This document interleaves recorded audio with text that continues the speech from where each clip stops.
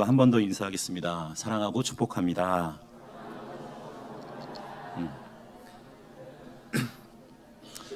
1948년 그 이스라엘이 건국된 다음에 그 이스라엘은 키부츠라는 그 공동체를 조직하게 됩니다.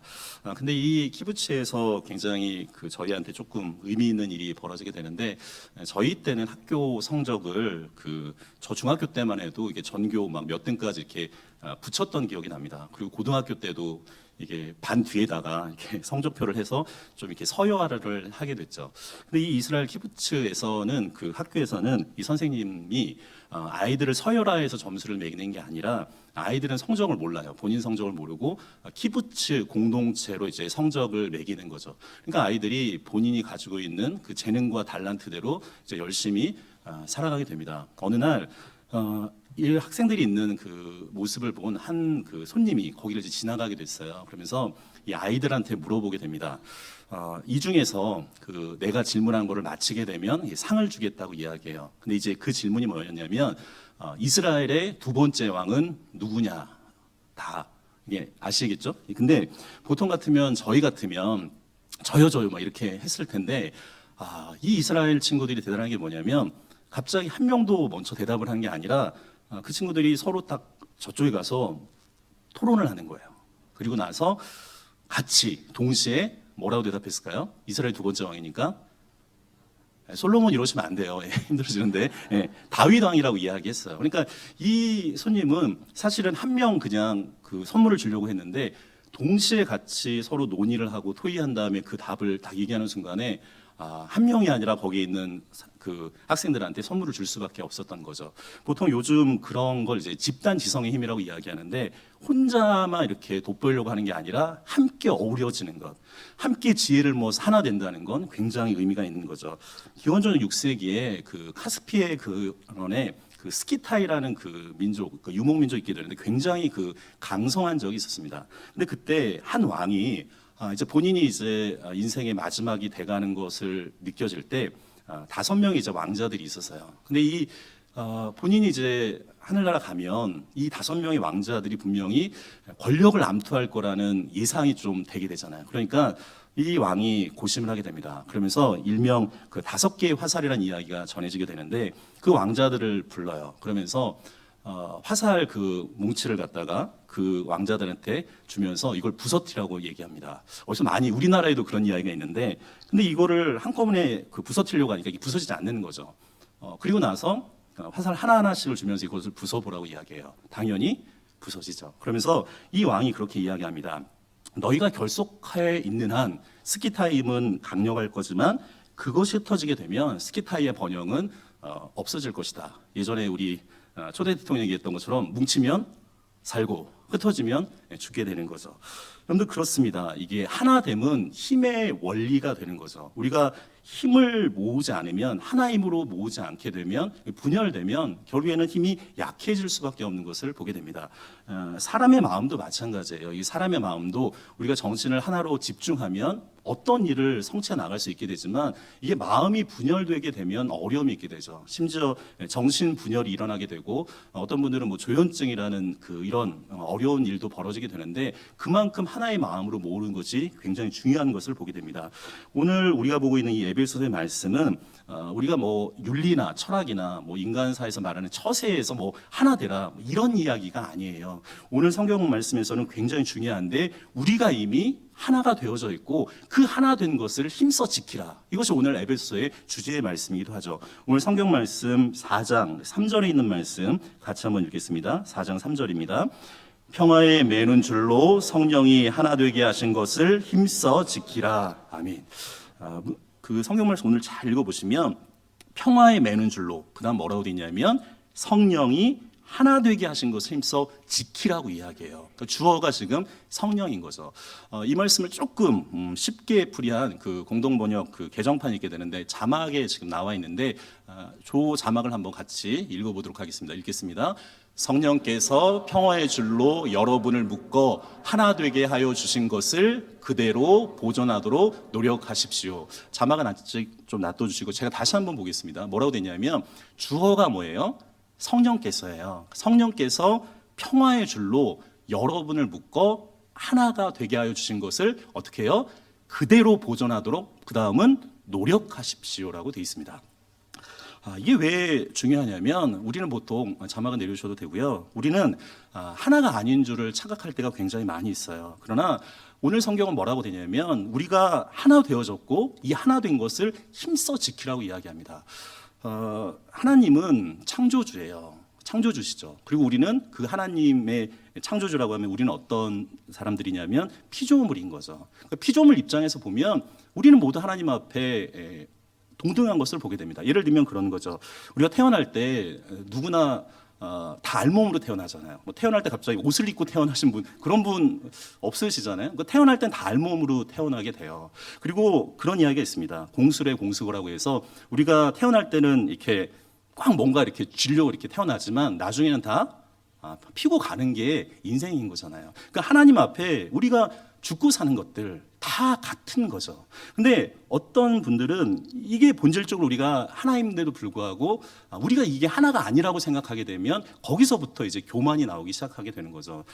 우리나라도 근대 이전 같은 경우에는 그 계급이라는 게 있습니다. 그러니까 산업공상에 있어서 어떤 사람 뭐 양반이라고도 이야기하고 뭐 상민 노비가 있지만 그거는 인간들이 만들어 놓은 제도인 거죠. 아직까지도 내가 마치 뭐 뼈대 있는 가문이다 이렇게 하게 되면 어려움이 있게 되는 것을 보게 됩니다. 사실은 거기 안에 교만이 있는 거죠. 물론 인생을 살다 보면 어떤 분들은 다른 분에 비해서 물질이 조금 더 많을 수도 있고 적을 수도 있어요.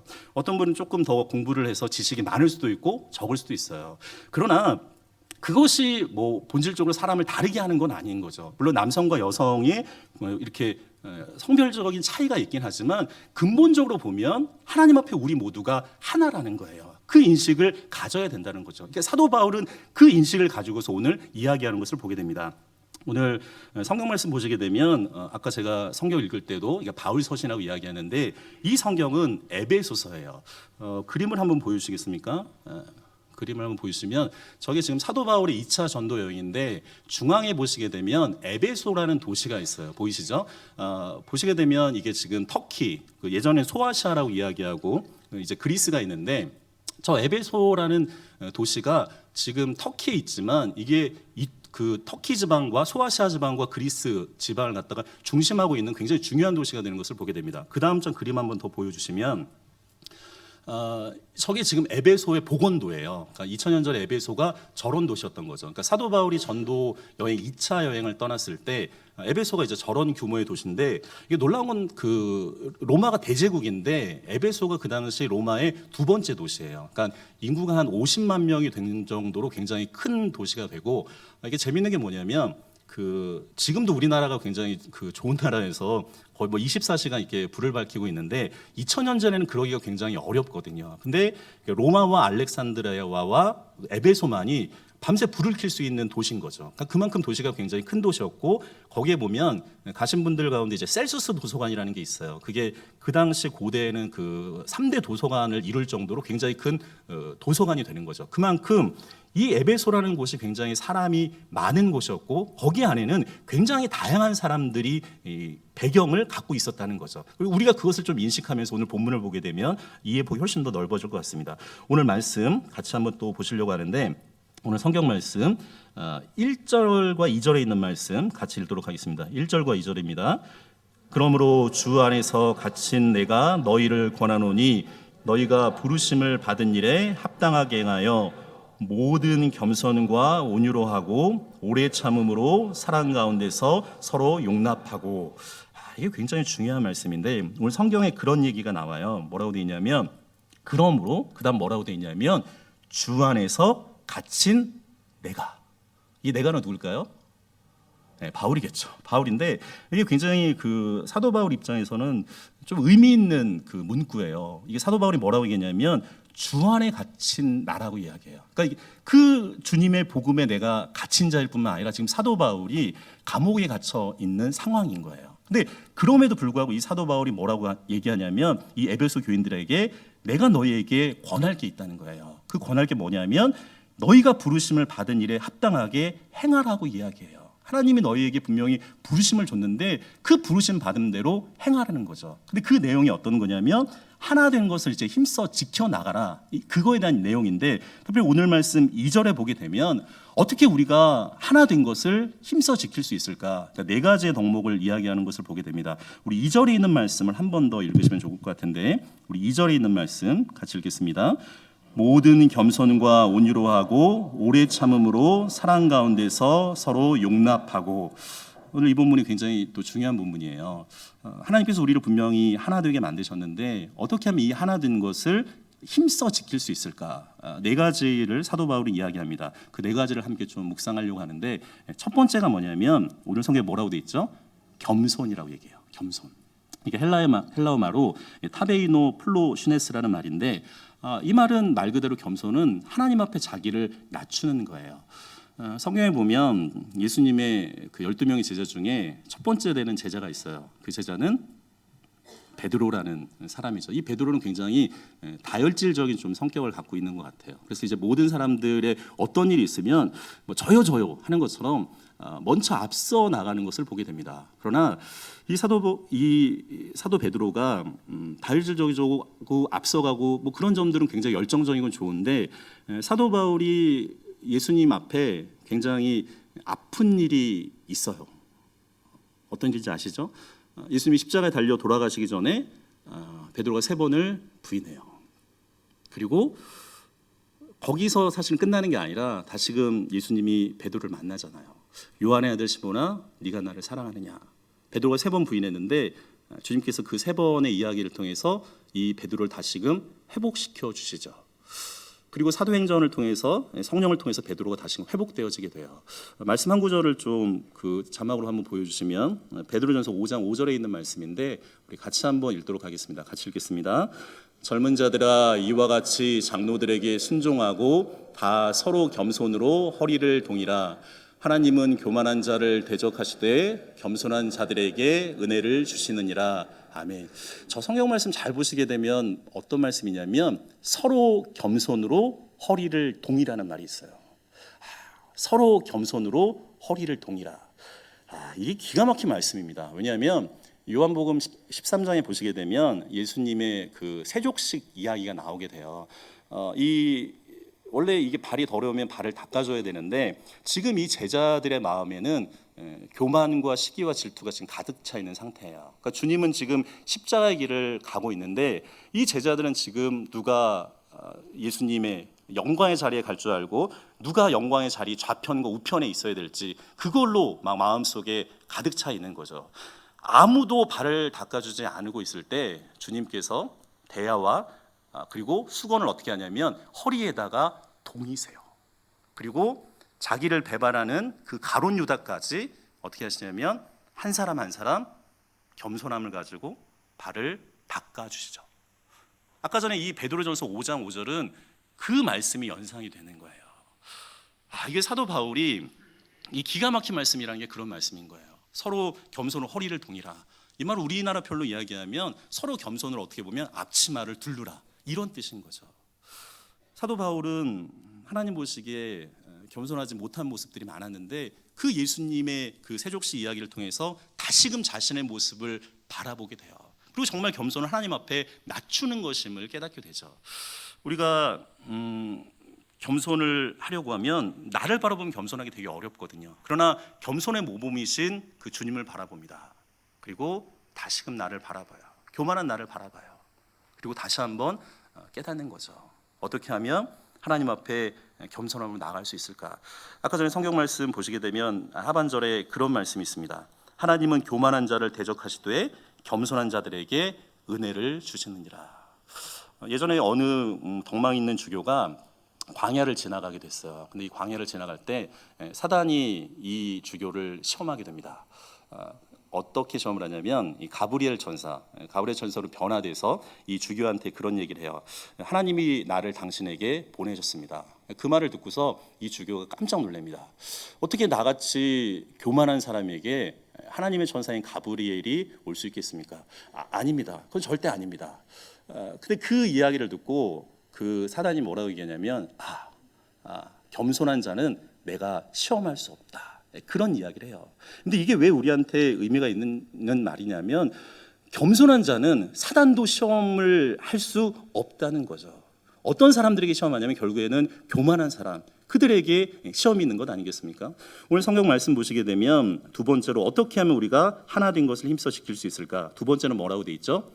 온유라는 말이 있어요. 2절에 보면 온유라는 말이 있습니다. 이 온유라는 말은 프라우테토스라는 그 헬라어인데 우리가 보통 겸손한 하나님이라고 얘기를 잘 하지 않아요. 어떤 하나님이라고 하냐면 온유한 하나님이라고 이야기하죠. 이 온유라는 말은 되게 놀라운 말씀인데 동물에게도 쓰이기도 하고 사람에게도 쓰이기도 하고 하나님에게도 이 온유라는 말을 쓰게 되는 것을 보게 됩니다. 특별히 이 온유라는 말은 그 고대 헬레니즘에 있었던 고대 철학자들에게도 이 온유라는 말은 굉장히 중요한 덕목 중에 하나인 거죠.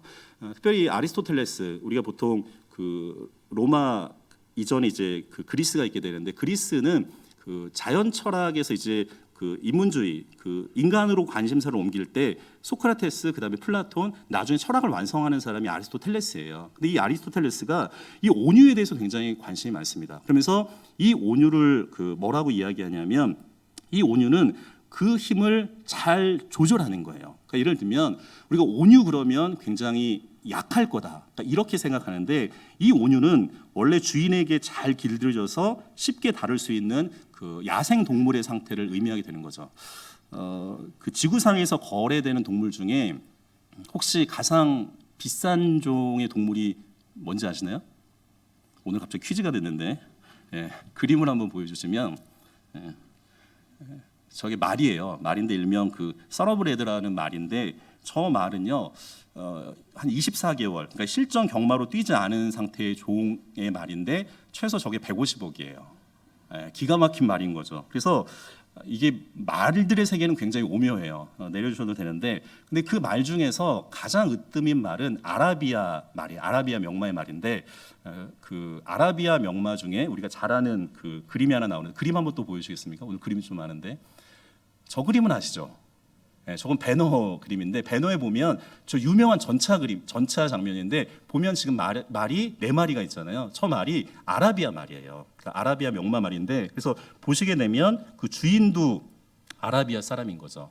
그러니까 이게 아라비아 그 명마가 왜 최고의 브랜드냐, 이게 이제 전설적인 이야기가 있게 되는데 그러니까 옛날에 그 아라비아에서 굉장히 말에 유독 관심이 많은 왕이 있었어요. 그래서 이 왕이 그 하여간 세계에서 제일 좋은 말들을 갖다가 한 100마리 정도를 어떻게든지 하여간 이제 구입하라고 해서 이 준마들을 이제 구입을 하게 됩니다. 그러면서 훌륭한 조련사들을 갖다가 이제 해서 이 말들을 이제 훈련을 시키게 돼요. 그래서 어떻게 하냐면 이제 뭐 호각 같은 소리를 부르는 거죠. 그래서 막 달리다가 딱 부르면 이 말이 멈추는 훈련. 그러니까 이런 것들을 지금 하는데 어느 날은 3일 동안 이제 그 먹을 거, 이제 물을 빼놓은 이제 뭐 건초나 먹을 거를 줬는데 물을 안 주는 거예요.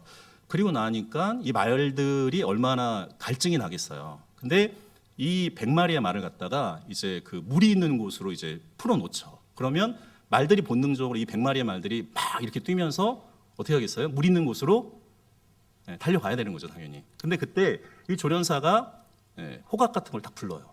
그러면 훈련 받을 때는 이 말들이 어떻게 하는 거죠? 딱 멈추잖아요. 근데 이 말들이 멈출까요, 안 멈출까요? 멈추는 말도 있고 안 멈추는 말도 있어요. 그러니까 대부분의 말도 96마리의 말들은 다 그냥 물을 마시러 갔는데 4마리의 말만이. 그러니까 이게 본인들도 그러니까 이 말들도 나름대로 하여간 먹고 싶었지만 이걸 참은 거예요. 이게 왕이 96마리의 말은 다 처분하고요. 이 4마리의 말로 새로운 명마를 만든 게 그 아라비아 명마의 그 브랜드의 원류죠. 제가 왜 이거를 설명드리냐면 온유가 이런 거예요.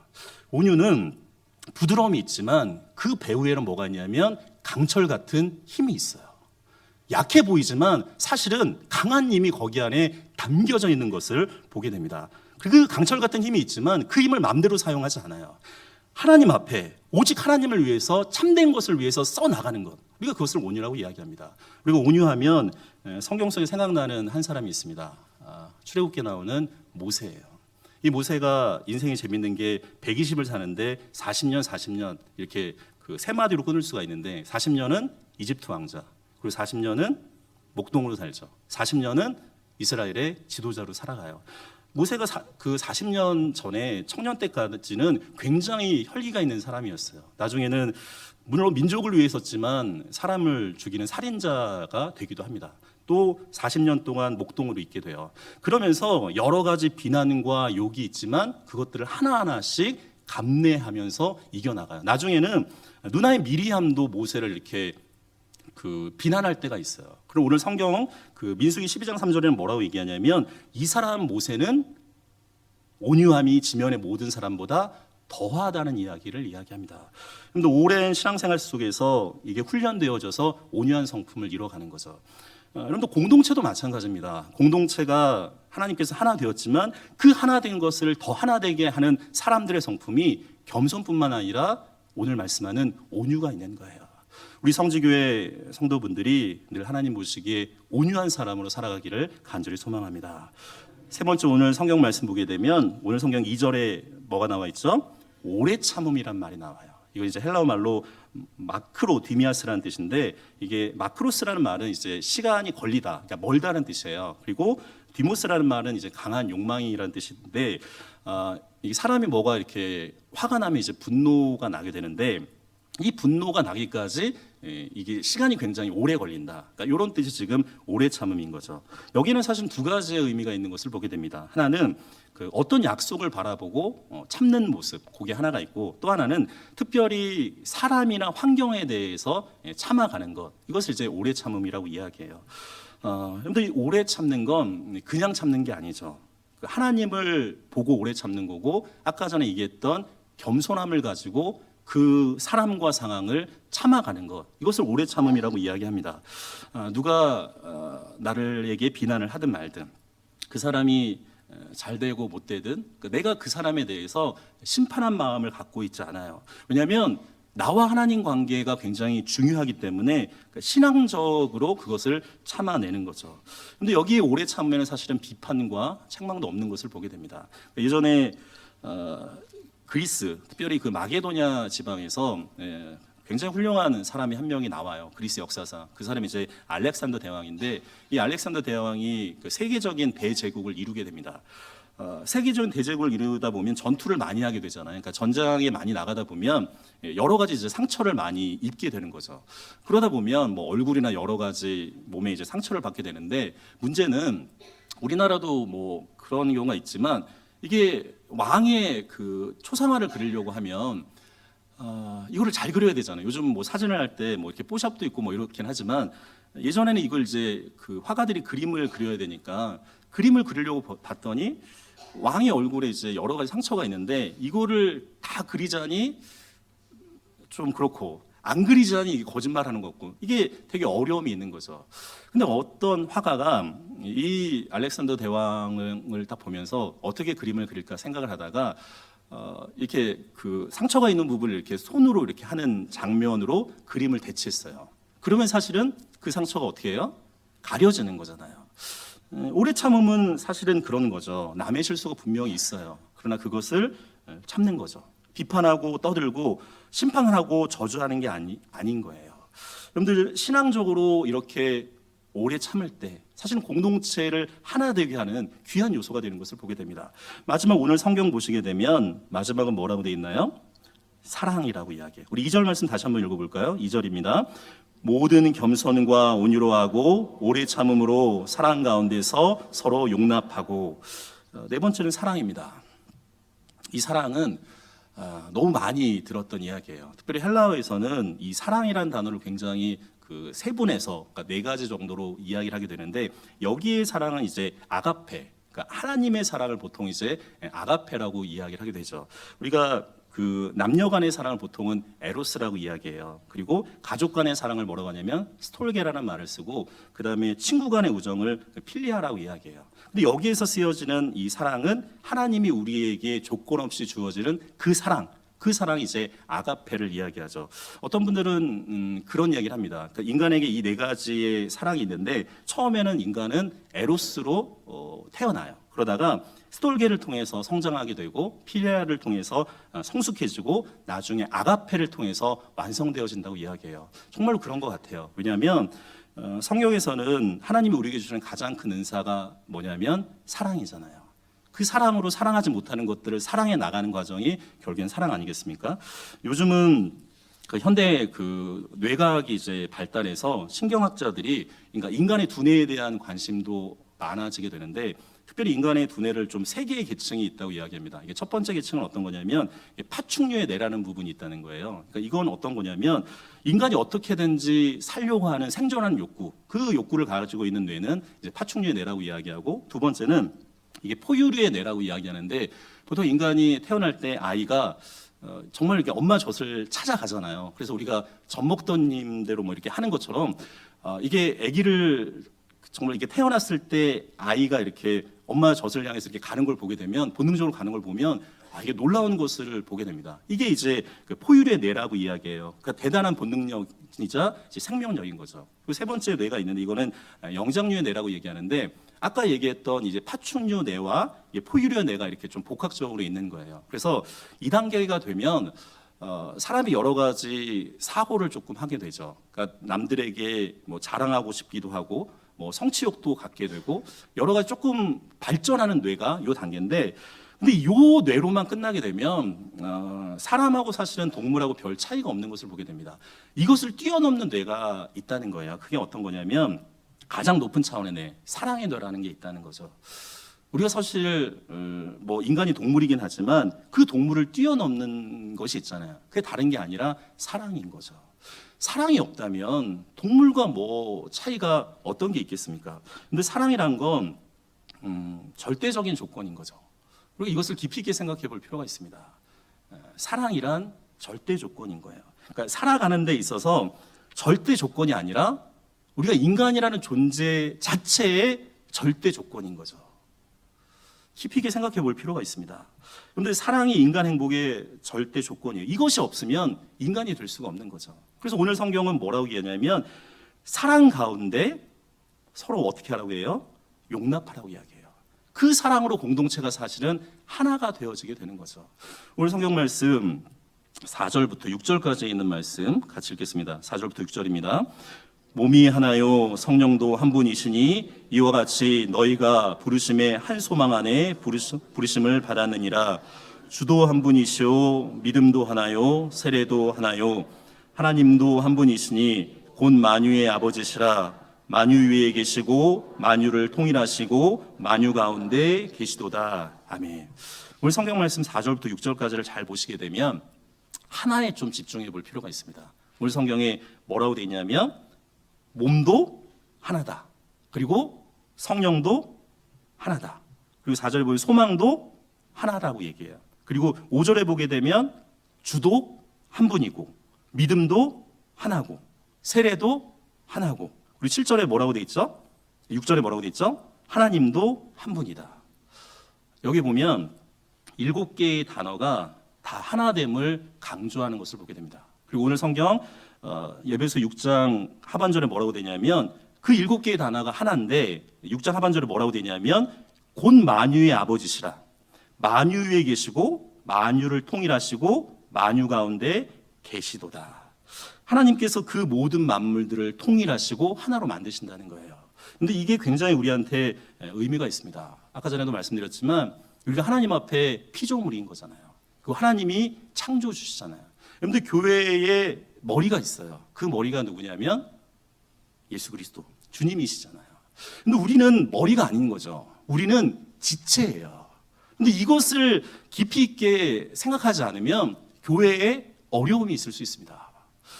왜냐하면 제 코하고 입이 있는데요. 코하고 입이 싸우지 않아요. 코하고 입이 싸우면 되게 이상하지 않겠습니까? 손하고 발이 있는데 이 손하고 발이 절대 싸우지 않아요. 근데 놀라운 건 머리와 머리는 싸우게 돼요. 근데 교회에서 머리가 되려고 하면 거기서부터 어려움이 생기기 시작합니다. 근데 교회의 머리는 우리가 아니라 예수 그리스도, 그 하나님인 것을 깊이 있게 생각해 볼 필요가 있어요. 예전에 어떤 시각장애인과 다리가 불편한 지체장애인이 함께 길을 떠나게 됩니다. 눈이 안 보이고 한 분은 다리가 불편하게 되니까 길이 어려운 거죠. 그런데다가 또 비가 오고 막 흙탕물이 이렇게 질퍽질퍽하게 되니까 이 두 사람이 장애를 갖고 있으니까 얼마나 어렵겠어요. 근데 이 시각장애인이 그 다리가 불편한 지체장애인한테 그렇게 얘기합니다. 우리 함께 힘을 모아서 이 어려운 길을 조금 같이 가자고. 그랬더니 다리가 불편한 지체장애인이 아니 당신은 눈이 보이지 않고 나는 다리가 이렇게 불편한데 어떻게 이거를 할 수 있겠냐고. 그랬더니 그 시각장애인이 그런 얘기를 해요. 당신이 지체장애이지만 눈이 보이지 않습니까? 나는 시각장애이지만 걸을 수 있으니까 당신이 내 등에 엎여서 서로 발이 되고 눈이 돼서 이 어려운 길을 건너가면 어떻겠습니까? 그런데 우리가 지체로서 기능면에서 역할이 달라요. 그러나 목적과 소속과 운명은 하나가 되는 거죠. 그런데 에베소가 그 당시 로마의 가장 다음으로 큰 도시, 정말 50만 명이 넘는 많은 사람들이 있는 도시예요. 오늘날 우리 서울은 1,000만 명이 넘어가니까 보시게 되면 여기 있는 교회에 있는 분들이 다 다양하지 않겠습니까? 성장 과정도 다양하실 거고 사회적 배경이나 학력이나 성격이나 가치관 역시 다를 수밖에 없어요. 이게 조금 더 나아가 보면 인종이나 신학적 배경이나 교파도 다를 수밖에 없죠. 그러다 보면 때로는 이게 갈등이나 여러 가지 용납하기 어려운 일들이 분명히 발생할 수 있어요. 그러나 교회는 오늘 이 사도 바울이 얘기하고 싶은 건 뭐냐면 교회는 다름과 차이를 뛰어넘어서 우리가 하나 되도록 부름받았다는 거예요. 특별히 말씀 속에서 우리가 하나 되는 방법이 있다는 거예요. 그게 뭐냐면 우리가 하나님 앞에 그분이 창조주고 우리가 피조물이라는 것을 인식하고 우리가 하나 됐으니까 이 하나 된 것을 힘써 지켜나가야 된다는 거예요. 어떻게 지켜나가느냐? 오늘 2절에 뭐라고 돼 있어요? 우리 안에 겸손함, 자기를 낮추는 것, 온유함, 내 안에 강한 힘이 있지만 그것을 하나님을 위해서 써나가야 되는 부분들, 그리고 오래 참음. 물론 때로는 그 사람의 모습이 여러 가지 비난과 이런 마음들이 들긴 하지만 하나님의 마음으로 참아가고 그 다음에 뭐라고 얘기해요? 사랑 가운데 이것을 용납하라고 이야기해요. 여러분들 근데 이게 우리의 힘으로 해나갈 수 없습니다. 오늘 성경에 뭐라고 얘기하냐면 3절 말씀 다시 한번 읽겠습니다. 3절입니다. 평안에 매는 줄로 성령이 하나 되게 하신 것을 힘써 지키라. 우리의 힘으로 하는 게 아니라 그분의 능력으로 해나가는 거죠. 사랑하는 성지교회 성도 여러분, 특별히 대림절 기간입니다. 예수 그리스도께서 이 땅에 오시는 귀한 절기인데 이 성지교회가 그런 교회가 되기를 간절히 소망합니다.